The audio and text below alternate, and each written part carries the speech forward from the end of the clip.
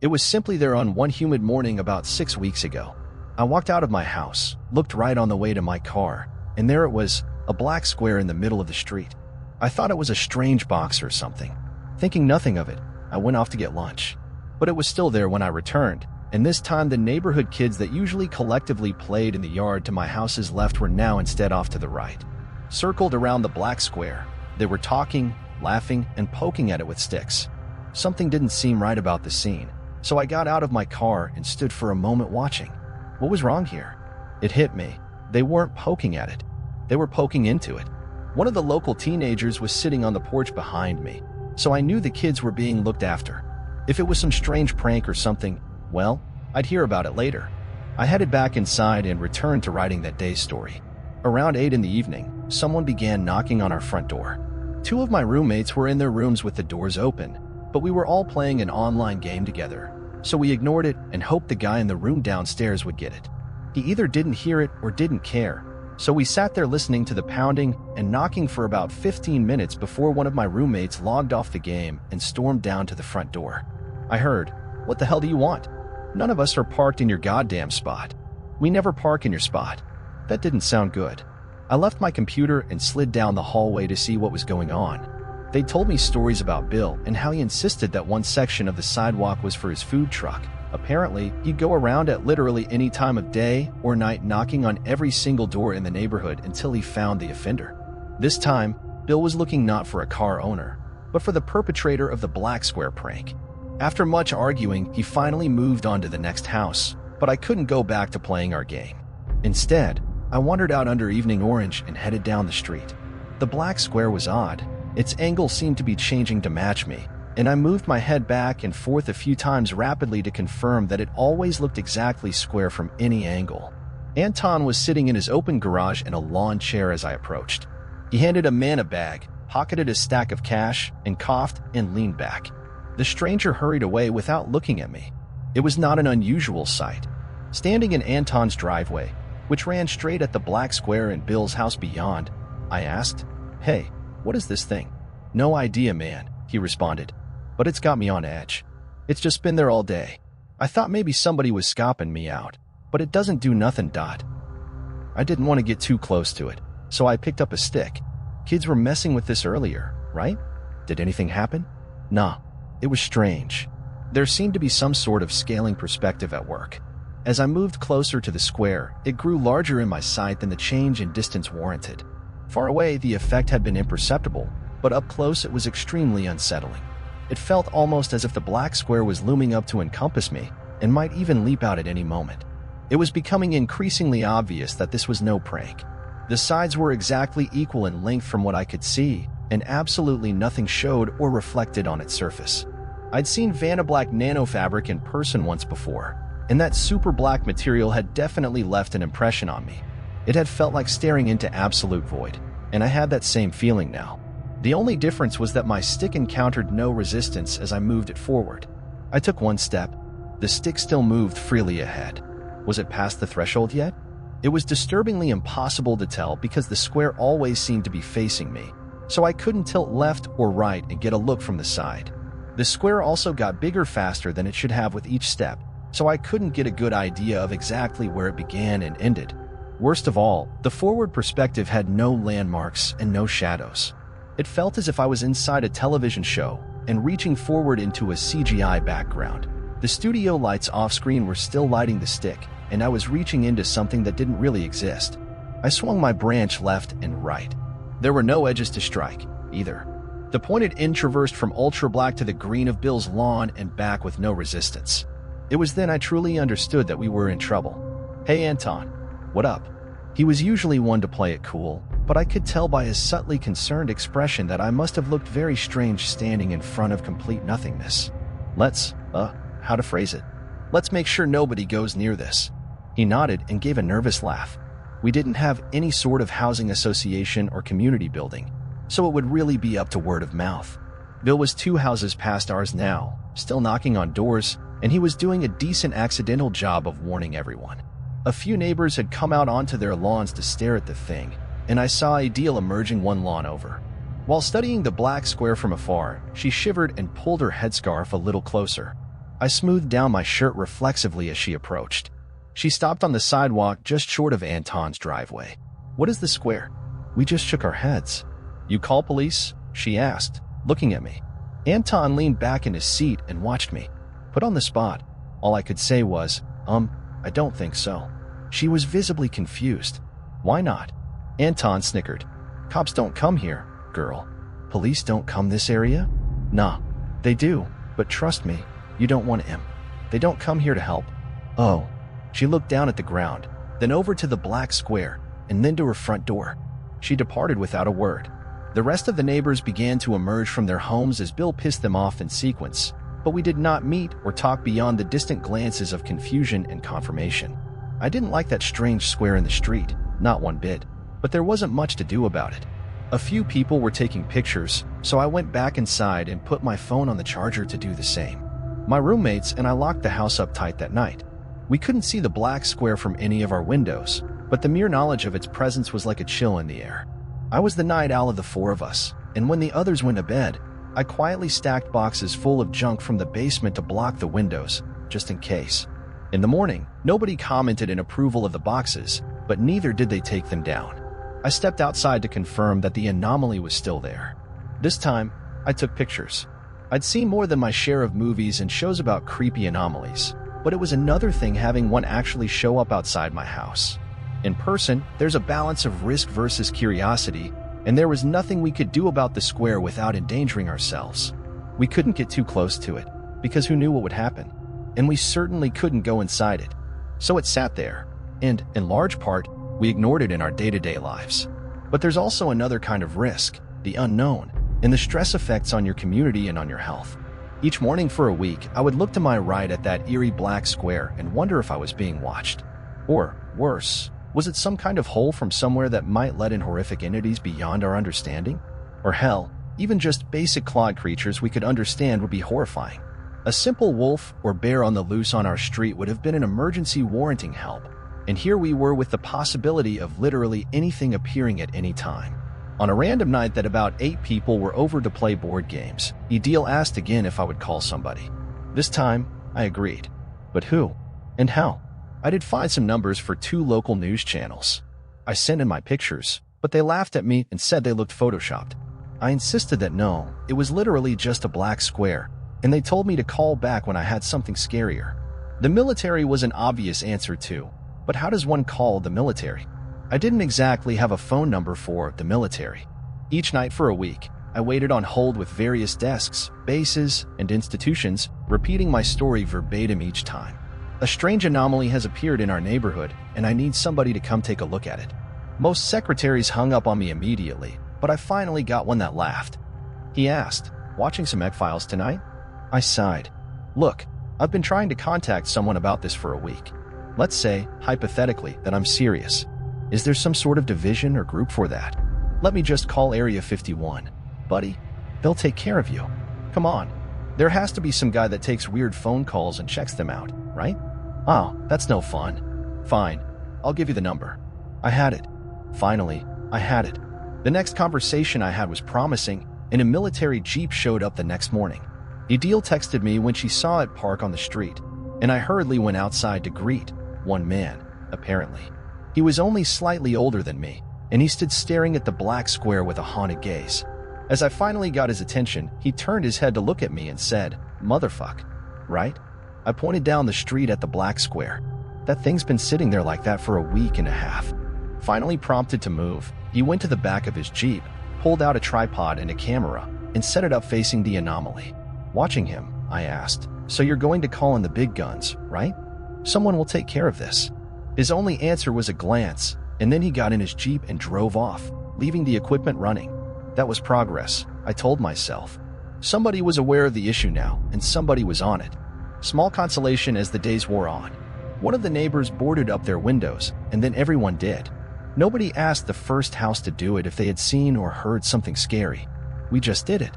That day we went to the hardware store, endured the awkward process of explaining what we were doing to the overly helpful employees, and then took our boxes of nails and stacks of wood and began hammering into the window frames.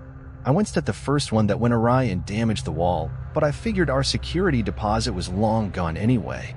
We kept the curtain between the glass and the wood so that the landlord wouldn't notice on a casual drive-by, although he would certainly see that the entire neighborhood had suddenly acquired bars and boards. If the area went to shit, would he lower our rent? Doubtful. Then, my roommates and I got drunk together for the first time in months. The neighbors were doing the same thing in their boarded-up houses and on their lawns, and eventually we had a sort of block party going. It was an eerie thing, all being connected and bonded by a common threat, but being unable to mention that threat even as it loomed in the distance at all times. There was nothing we could do about it, so mentioning it publicly was impolite. As dusk deepened and someone started a bonfire in their backyard, I almost couldn't stand the pressure of what was happening. That thing might turn deadly and kill us all anytime, but I wasn't even allowed to mention it without pissing people off. Boarding up our houses? We were all reacting to it. We were all aware it existed, and we all knew everyone else knew too, but we couldn't talk about it. A weird defensiveness was emerging among the conversations I overheard. This was our street, and none of us could afford to move away. Therefore, the black square had to be harmless. There were even people talking about the idea that there was nothing wrong at all, and that talk was growing. Agitated, I left the block party. I still wanted to drink, but angrily now, so I went to the nearest bar and sat. By pure chance, to my left was the soldier who'd set up the camera equipment. He was half-sloshed already, and he looked sidelong at me while holding the bar to keep himself up. He laughed darkly. "Oh, it's you." It was almost a relief to see that he was still in town. "You guys going to do anything about the black square once you collect enough info?" He sat taller and focused his bloodshot eyes on me. "Guys. Yeah, your team or whoever. It's just me." "Oh, well, what about the higher-ups?" He downed another shot that had just been delivered. "Higher-ups?" My whole department got cleaned out by the new administration to cut costs or something. I'm the only guy in my entire building. My beer arrived, and I took a sip of it while trying to fully understand what he meant. "Like, temporarily? Are you waiting on new hires?" He gave an exaggerated shrug. "It's been 7 months, and nobody talks to me or tells me anything. I just get a paycheck automatically. No emails, no nothing. I'm thinking maybe they just forgot to transfer me when they got the rest. I don't think anybody even knows I'm still there." That was an off-putting thing to hear. "Then what do we do about the black square?" He gave a long drunk belly laugh. "Brother, there are 47 anomalies in Ohio alone, and I'm the only person in this state left in the department that handles that shit. Just be happy that yours isn't making people crazy or changing your muscle tissue into acid while you sleep." "What? Does that happen?" He stared forward at the venue's long mirrored back wall for a moment, unmoving except for the muscles in his jaw tightening as if he was grinding his teeth. After a tick, he suddenly reached over and clapped me on the back. "Nothing so dramatic as all that. I'm just playing, Dot." He got up, threw some cash on the bar, and began to stumble away. "Wait," I called after him. "What's your plan for the black square?" "Plan?" He yelled back on his way out the door. "You are on your own, brother." I skirted through the crowd and pushed out into the night. "And what about the 46 other anomalies?" He just kept walking and soon became small in the distance. Was it really possible that there was nobody manning the defenses for things like this? Were we simply open to danger with no one to respond? Was the only working plan to hope that nothing bad would happen? What the hell kind of plan was that? I returned home even more agitated than before. It was about 3 weeks after the appearance of the anomaly that those that insisted the black square was harmless became the majority.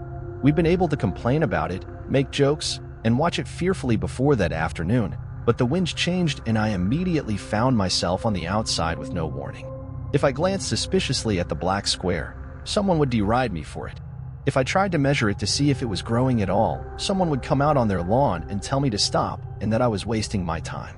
By the 4th week, those reactions became veiled threats. Bill was standing out on the sidewalk the first day of that 4th week.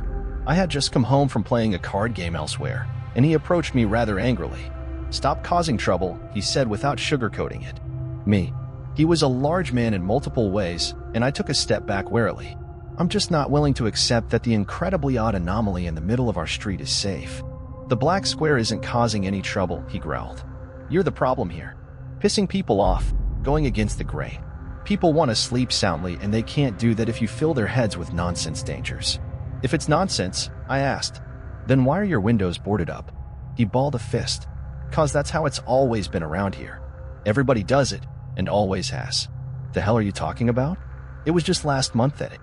He slugged me in the stomach. I backed away. There was nothing left to say. I understood exactly what was happening. He glared from the sidewalk until I went inside and closed the door behind me. 2 mornings later, screaming erupted from a few houses down.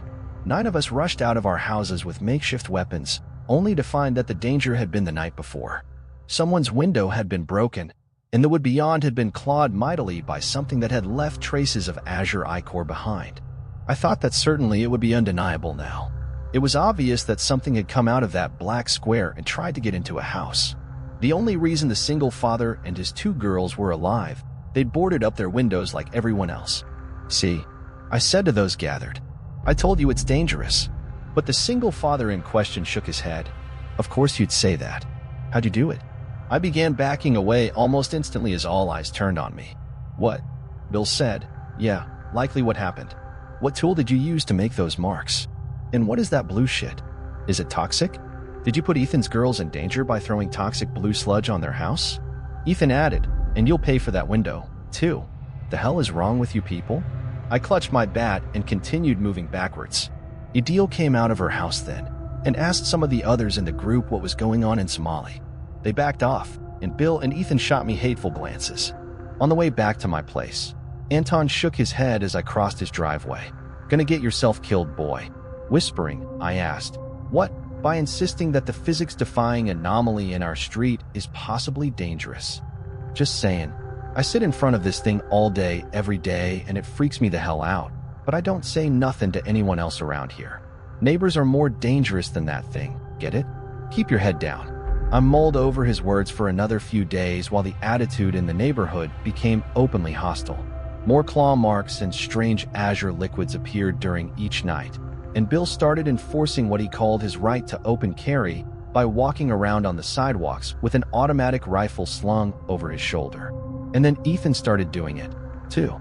It made me tense as hell, but they'd often talked about gun responsibility, and part of me was glad to have weapons around given that something was probably coming out of the black square each night and trying to get into our houses.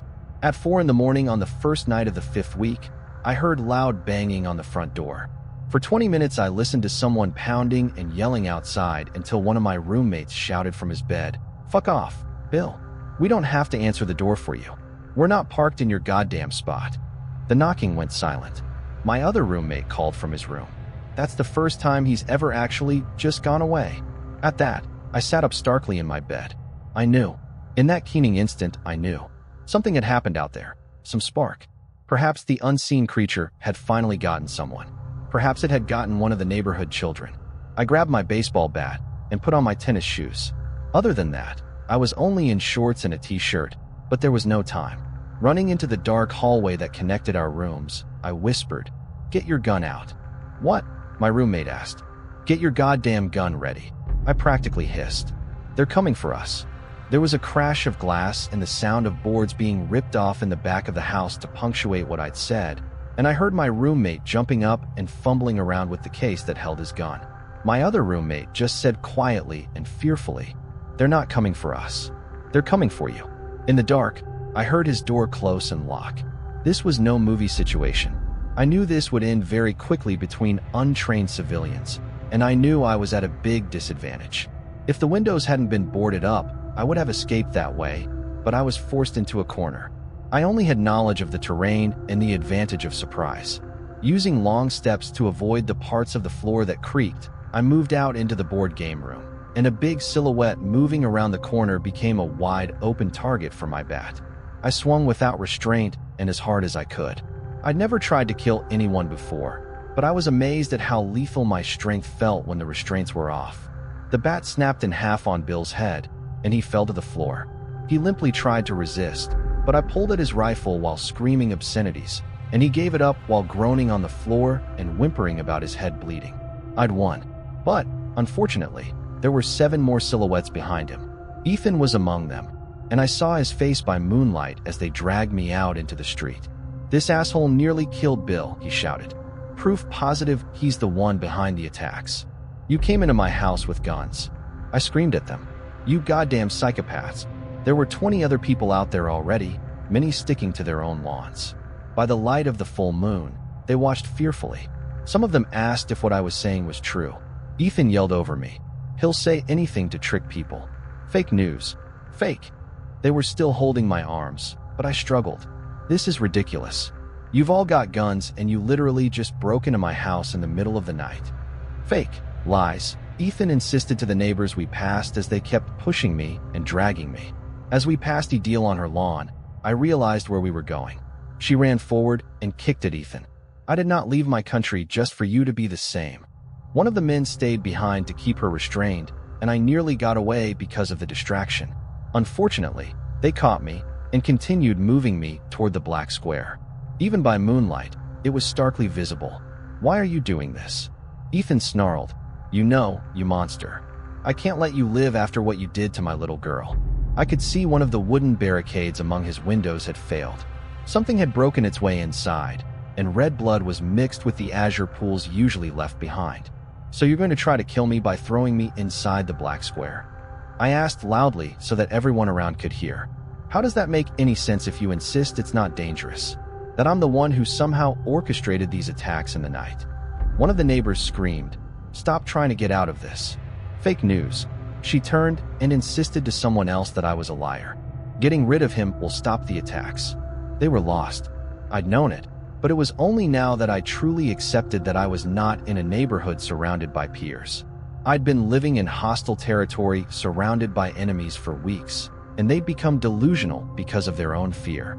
Living with fear every single day and being unable to do anything about it had turned their fear to anger, and now anger had become violence directed at the only target they could actually reach, their neighbor. On that first night of the 5th week, they kicked me forward and pointed their guns at me, forcing me to walk into the black square, the unknown source of their fear. It had come to us from somewhere else, but it was now the desperate void at the center of our lives. It was our heart. I'd never felt more sharp and aware.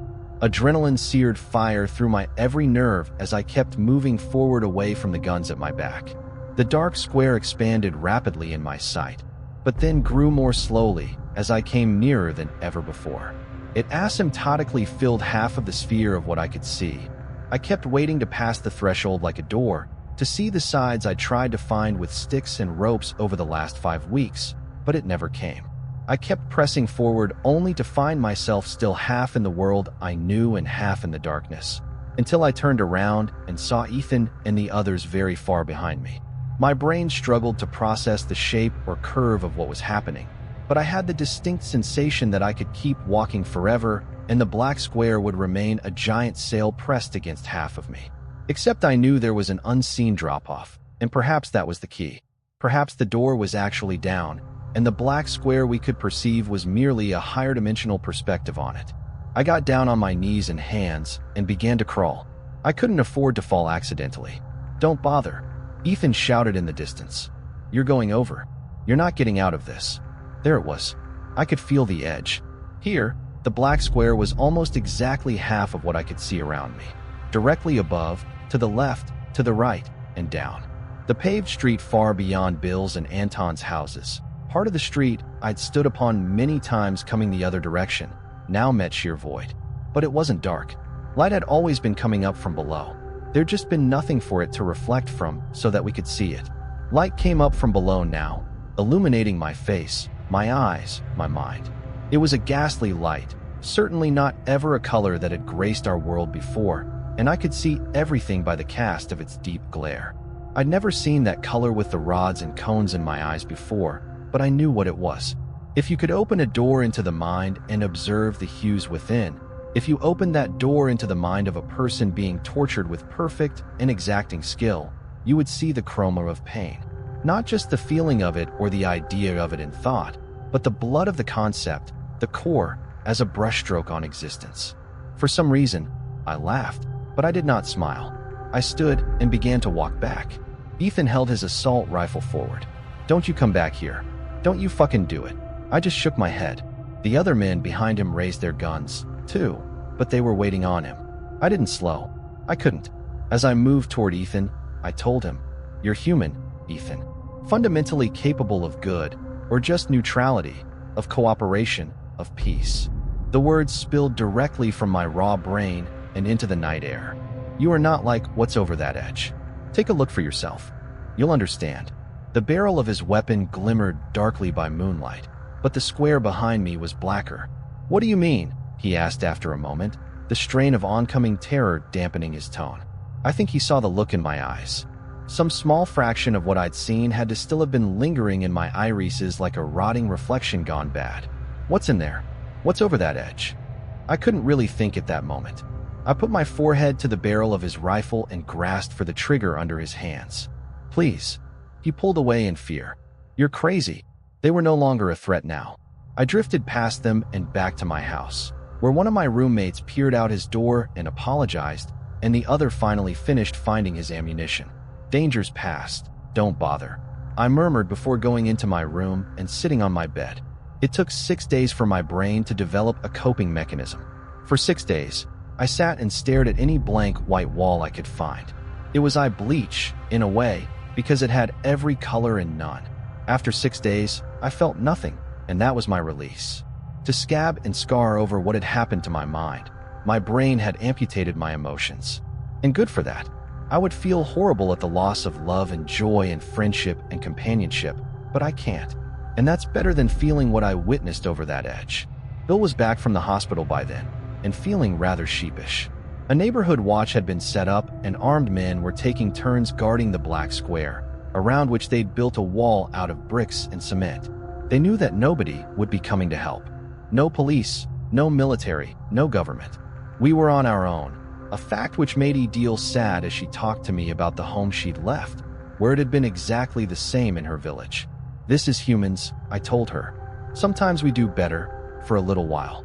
Sometimes we don't." She didn't have a chance to reply before Bill came up and sat carefully down next to me on my porch. He rubbed his bandaged head and said, "Sorry about what happened last week. I kept watching my armed neighbors around the black square. It doesn't matter." "It does, though," he muttered, looking downcast. "We could have killed you." "It doesn't matter," I said again. He swallowed audibly and then asked, "What did you see in there?" "Think the neighborhood'll go to shit now." Now, it amazed me that it was right there. It was right there, just 100 feet away. We were alive and standing here, breathing air and eating food and having conversations just 100 feet away from that. It was always here, Bill. The only thing that changed 6 weeks ago is that we can see it now. We don't talk much anymore. The neighborhood is quieter than before. We just sit and wait for the inevitable, each day and each night. The black pit is among us, lurking in open sight, and one day it will spill forth ungodly hordes I don't need to describe because you already know what they look like. Sometimes we do better. Sometimes we don't.